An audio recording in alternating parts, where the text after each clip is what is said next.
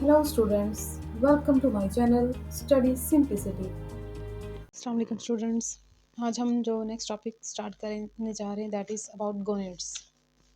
इसमें हम डिस्कस करेंगे कि गोनेड्स क्या होते हैं, कितने होते हैं और ये कौन कौन से फर्दर हार्मोन्स रिलीज़ करते हैं और उनके क्या क्या फंक्शंस हैं। ओके, सबसे पहले हम डिस्कस करेंगे गोनेड्स क्या होते हैं। गोनेड्स जो हैं ये स्पेशलाइज्ड स्ट्रक्चर्स होते हैं। गोनेड्स क्या हैं? These are specialized structures. Specialized किस्म के स्ट्रक्चर्स होते हैं जिसके अंदर गैमेट्स की प्रोडक्शन होती है। These are specialized structures in which gametes are produced. ऐसे स्ट्रक्चर्स जिनके अंदर गैमेट्स प्रोड्यूस्ड होते हैं उन्हें हम गोनेड्स का नाम देते हैं। अब ये जो गोनेड्स होते हैं दो तरह के होते हैं। मेल के अंदर जो गोनेड्स होते हैं उन्हें हम नाम देते हैं टेस्टिस, और फीमेल के अंदर जो होते हैं उन्हें हम नाम देते हैं ओवरीज। तो कितनी तरह के हो गए? टू टाइप्स के हो गए। एक हो गए मेल के अंदर और एक हो गए फीमेल के अंदर। मेल के अंदर इनको नाम दे दिया टेस्टिस का और फीमेल के अंदर नाम दे दिया ओवरीज का। अभी जो टेस्टिस होती हैं, टेस्टिस के अंदर स्पर्म की प्रोडक्शन होने के साथ साथ टेस्टिस कुछ हार्मोन्स रिलीज़ करती हैं जिनको हम टेस्टोस्टेरोन कहते हैं, जो कि मेल्स के अंदर जो उनकी फिजिकल अपीयरेंस उसके अंदर चेंजेस लेकर आते हैं। फेस के ऊपर हेयर की ग्रोथ होना, इसके अलावा उनका आवाज़ का जो भारीपन है उसका होना। तो ये जो भी गोनेड्स हैं, चाहे वो मेल के अंदर पाए जाने वाले गोनेड्स या फीमेल के अंदर पाए जाने वाले गोनेड्स, इनका काम ये है कि इन्होंने स्पेसिफिक हार्मोन्स रिलीज़ करते हैं जो कि मेल और फीमेल को डिफ्रेंशिएट करने में हेल्प आउट करेंगे। अब टेस्टिस के अंदर क्या बनते हैं? एक तो इनके अंदर बनते हैं स्पर्म्स। टेस्टिस के अंदर स्पर्म्स की प्रोडक्शन होती है। इसके साथ साथ यहाँ पे हमारे पास सेकंड जो टेस्टिस का फंक्शन है वो ये है कि यहाँ पे ये हार्मोन प्रोड्यूस करती हैं। हार्मोन को बनाती है जिस हार्मोन का नाम है टेस्टोस्टेरोन। ये टेस्टोस्टेरोन क्या करता है? ये जो मेल के सेकेंडरी कैरेक्टर्स हैं, फेस के ऊपर हेयर का होना, आवाज़ के अंदर कोर्सनेस का होना, आवाज़ के अंदर भारीपन होना, उसके लिए ये टेस्टोस्टेरोन जो है ये रिस्पॉन्सिबल है।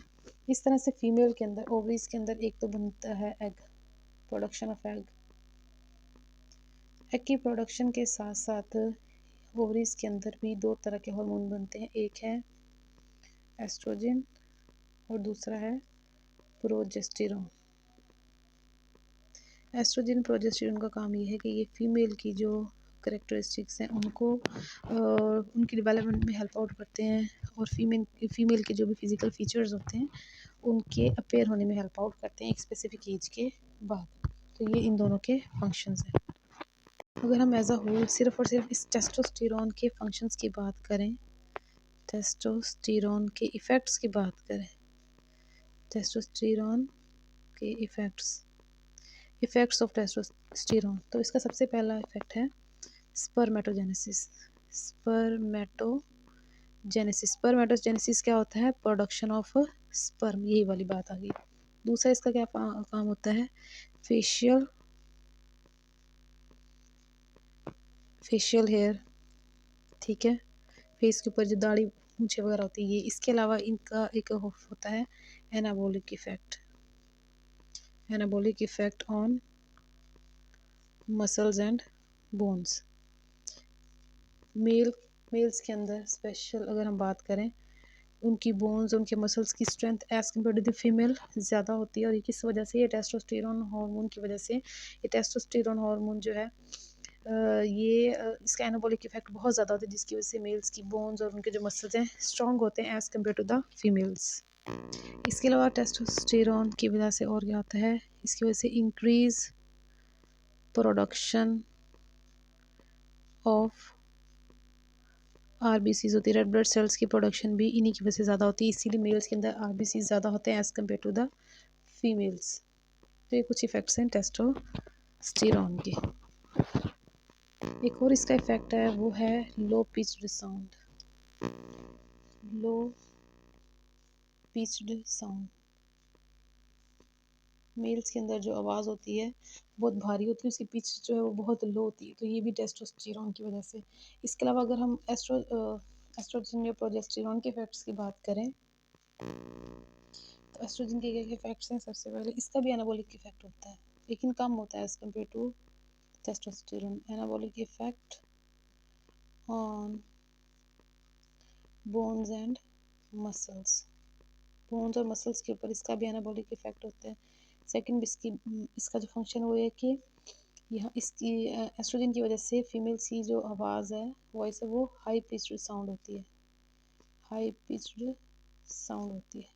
ठीक है, इसके अलावा एस्ट्रोजन रिस्पॉन्सिबल है for the development of breast in the female of breast. इसके अलावा और बहुत सारी बॉडी एक्टिविटीज़ के लिए ये जो है एस्ट्रोजन हार्मोन जो है वो रिस्पॉन्सिबल है। ओके, यहाँ तक हमारा जो हार्मोन्स वाला और एंडोक्राइन सिस्टम वाला टॉपिक है वो कंप्लीट हो गया है। होप सो यहाँ तक आपको सारी जो हार्मोन्स हैं और सारे ग्लैंड्स हैं वो समझ आ गए। अगर कोई डाउट है तो आप कमेंट से पूछ सकते हैं। इसके बाद जो नेक्स्ट हमारे पास टॉपिक है that is feedback mechanism. Feedback mechanism क्या होता है? एक ऐसा प्रोसेस है, the regulation of a process by the output of the same process. यानी एक ही प्रोसेस के प्रोडक्ट उसी प्रोसेस को रेगुलेट करवाएंगे कि वो प्रोसेस आइदर आगे प्रोसीड करेगा, बढ़ेगा या फिर रुक जाएगा। इसको हम ऐसे भी कह सकते हैं कि प्रोडक्ट ऑफ अ प्रोसेस, एक प्रोसेस का product of a process controls it's on production. यानी एक प्रोसेस में जो उसके प्रोडक्ट्स हैं वही डिसाइड करेंगे कि वो जो प्रोसेस है वो किस तरह आगे कितना प्रोसीड होगा। Product of a process control it's on production, यानी कि एक रिएक्शन में जो प्रोडक्ट्स बन रहे हैं वही ये डिसाइड करेंगे कि रिएक्शन फर्दर आगे कितना प्रोसीड होगा और कितना प्रोसीड नहीं होगा। अब ये जो फीडबैक मैकेनिज्म है हमारी बॉडी के की बहुत सारी एक्टिविटीज़ को कंट्रोल करता है। हमारी बॉडी के अंदर जो सारे का सारा होम्योस्टेसिस है that is due to the feedback mechanism. So it is responsible for homeostasis. इसका क्या फंक्शन है फीडबैक मैकेनिज्म का? It is responsible for homeostasis in our body, responsible for homeostasis in our body. हमारी body के अंदर homeostatic conditions को maintain करने के लिए फीडबैक मैकेनिज्म जो है ये रिस्पॉन्सिबल है। हमारी बॉडी का जो भी इंटरनल एनवायरनमेंट चेंज होता है, वो चाहे टेम्परेचर हो, वो चाहे वाटर का लेवल हो, ग्लूकोज, जो भी बॉडी के तमाम चेंजेस हैं उनको रेगुलेट करवाना हमारे फीडबैक मैकेनिज्म का काम है। अभी जो फीडबैक मैकेनिज्म है इसके फर्दर आगे two types and two categories है। So let's discuss about the types of feedback mechanism. इसकी टाइप्स हैं, कितनी टाइप्स हैं? टू टाइप्स हैं। ओके, अब हमारे पास फीडबैक मैकेनिज्म की टू टाइप्स हैं, एक है पॉजिटिव फीडबैक मैकेनिज्म और एक है नेगेटिव फीडबैक मैकेनिज्म। अब जो पॉजिटिव फीडबैक मैकेनिज्म होता है इसमें क्या होता है, जो रिएक्शन के अंदर जो प्रोडक्ट्स होते हैं उन प्रोडक्ट्स की वजह से जो रिएक्शन का रेट है वो और ज़्यादा इंक्रीज़ हो जाता है।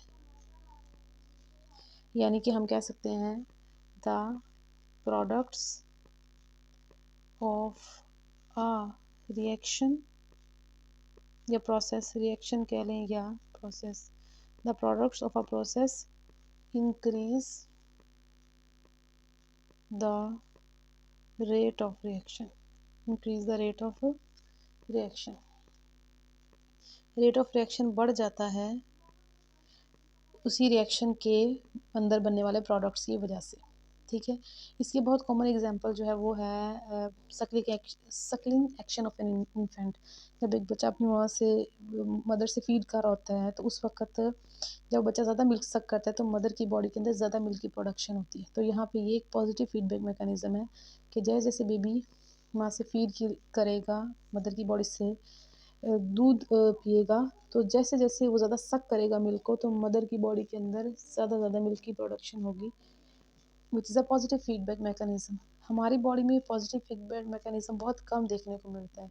ज़्यादा जो बॉडी के अंदर मैकेनिज्म होते हैं वो होते हैं नेगेटिव फीडबैक मैकेनिज्म। और अगर हम पॉजिटिव फीडबैक मैकेनिज्म की बात करें तो ये एक एक्टिवेटर के तौर पे काम करता है। ये क्या है? एक एक्टिवेटर है। एक्टिवेटर कैसे कि ये किसी भी रिएक्शन को और ज़्यादा इंक्रीज़ कर देता है। जैसे बेबी ज़्यादा सक करेगा मिल्क तो मदर की बॉडी के अंदर मिल्क की प्रोडक्शन ज़्यादा हो रही है, तो ये एक एक्टिवेटर के तौर पे काम करता है और किसी भी रिएक्शन को और ज़्यादा बढ़ा देता है। ओके, इसके कंपैरिजन में अगर हम नेगेटिव फीडबैक मैकेनिज्म की बात करें, अगर पॉजिटिव एक एक्टिवेटर के तौर पे काम करता है तो नेगेटिव फीडबैक मैकेनिज्म एक इनहिबिटर के तौर पे काम करता है। ये कैसे काम करेगा? एक इनहिबिटर के तौर पे काम करेगा, जो रिएक्शन को क्या करेगा? रोक देगा। और इसको हम डिफाइन भी कर सकते हैं, द आउटपुट द या द प्रोडक्ट्स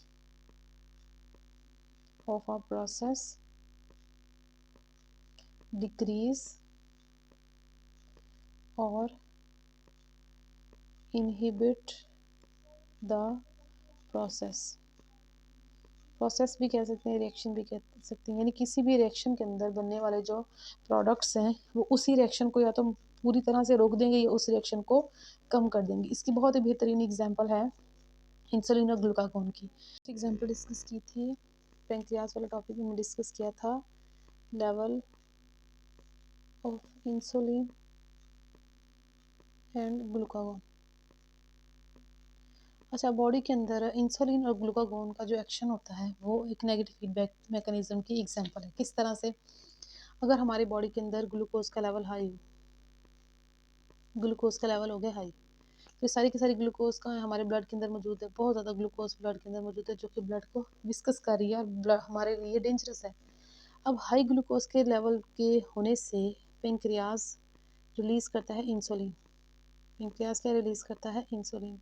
और ये इंसुलिन क्या करती है? ब्लड के अंदर से जो एक्स्ट्रा अमाउंट ऑफ ग्लूकोज है उसको लेके जाती है लीवर, उसको लीवर को सेंड करती है और लीवर क्या करता है? इस ग्लूकोज को आपस में ज्वाइन करके बना देता है ग्लाइकोजन। तो ग्लाइकोजन की शक्ल में हमारी ग्लूकोज क्या हो जाती है? स्टोर हो जाती है। Glucose will be stored. अब ये इंसुलिन का एक्शन है कि जैसे ही ब्लड में ग्लूकोज का लेवल हाई हुआ, इंसुलिन रिलीज हुई। इस इंसुलिन ने क्या किया? ब्लड के अंदर जो भी ग्लूकोज है उसको लीवर के पास भेज दिया और लीवर ने उस ग्लूकोज को ग्लाइकोजन की शक्ल में कर लिया स्टोर। लेकिन अगर ब्लड के अंदर ग्लूकोज का लेवल हो जाए कम, ग्लूकोज का लेवल डिक्रीज हो जाए, उस केस में हमारा जो पेंक्रियाज है वो क्या रिलीज करता है? It will release glucagon. और ये ग्लूकागोन क्या करता है? ये ग्लूकागोन क्या करता है? ये लीवर के अंदर से, ठीक है, लीवर के अंदर जो स्टोर्ड ग्लाइकोजन है उसको सिग्नल देगा और ये ग्लाइकोजन टूट के ग्लूकोज की शक्ल में रिलीज होगी और बहुत सारी ग्लूकोज ब्लड में सेंड कर दी जाएगी। तो ये हमारे पास एक नेगेटिव फीडबैक मैकेनिज्म है कि बॉडी के अंदर अगर ग्लूकोज का लेवल बहुत हाई हो जाए तो बॉडी के अंदर पेंक्रियाज इंसुलिन रिलीज करता है, इंसुलिन ग्लूकोज के लेवल को करता है कम। और जब बहुत ज़्यादा इंसुलिन ग्लूकोज का लेवल कम हो जाए तो हमारा पेंक्रियाज ग्लूकागोन को रिलीज करता है ताकि क्या हो सके? ब्लड के अंदर ग्लूकोज का लेवल दोबारा से हाई हो सके, मेंटेन हो सके, दोबारा से नॉर्मल हो सके। तो ग्लूकोज के लेवल के कम होने से ग्लूकागोन रिलीज होगा और ग्लूकोज के लेवल के हाई होने से हमारे पास इंसुलिन हार्मोन रिलीज करेगा। तो ये जो दोनों हार्मोन्स हैं ये काम करते हैं ब्लड के अंदर जो ग्लूकोज है उसकी कंसंट्रेशन को मेंटेन करने के लिए। इसके अलावा अगर हमारी बॉडी के अंदर जब इंसुलिन या ग्लूकागोन अपना फंक्शन परफॉर्म कर रहे हैं, एक ब्लड के अंदर ग्लूकोज के लेवल को कम कर रहा है और एक ब्लड के अंदर ग्लूकोज के लेवल को बढ़ा रहा है।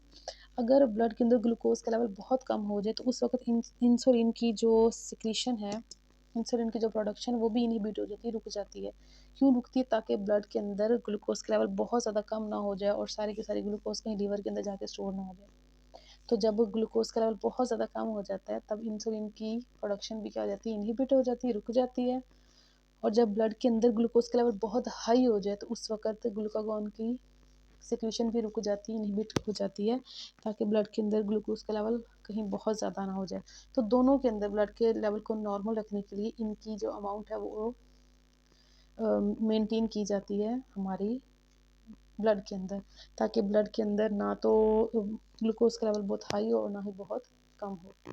ये सारे का सारा जो प्रोसेस है ये हमारे पास बेहतरीन एग्जांपल है नेगेटिव फीडबैक मैकेनिज्म की। यहाँ पे एक चीज़ समराइज कर सकते हैं, that regulatory centre of endocrine system is feedback mechanism, is feedback mechanism. हमारा जो सारे का सारा एंडोक्राइन सिस्टम है, इसको रेगुलेट भी हमारा फीडबैक मैकेनिज़्म करता है। किस हार्मोन की प्रोडक्शन कब होगी, कब रुकेगी, कौन-सा हार्मोन बॉडी में ज़्यादा हो गया, कम हो गया, किसकी सिक्रीशंस को इंक्रीज़ करना है, किसकी सिक्रीशन को इनहिबिट करना है, this all is under the influence of our feedback mechanism.